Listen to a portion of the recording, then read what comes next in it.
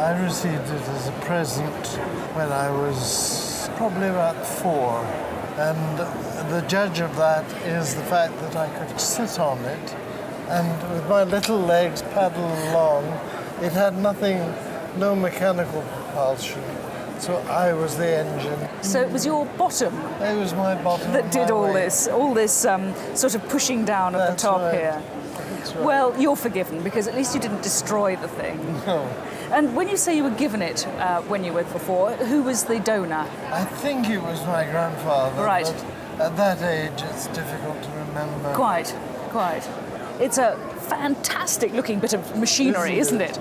You've got a model of a P2 Alfa Romeo racing car, and it dates from the 1930s. Now, you've got it in its traditional Italian racing colours, the exhaust zipping out to the back here, the big filler cap so that you could put the petrol in at enormous speed, and lovely bits of detail.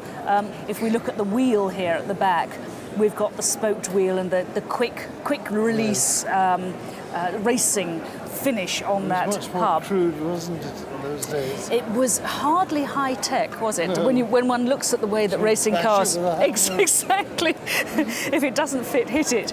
And looking at it this side, we've got the handbrake, and here is the arbor where it would have been wound up with the key. Now, I take it you don't have the key.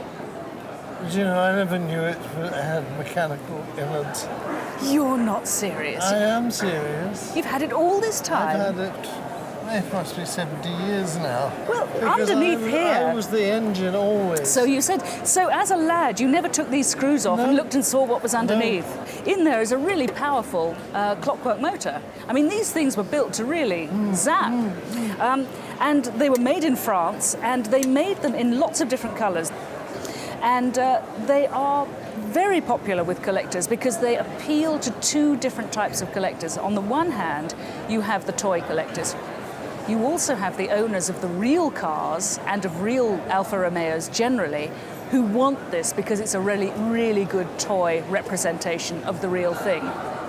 And as we know, because of the bottom damage, it's not in brilliant condition. So the value is going to be limited by its condition. But even so, I would have thought we're talking about around £1,200 to maybe £1,500. Yes. So when you get it home, see if you can find a clock key to fit this, and you'll never have to sit on it again. Thank you.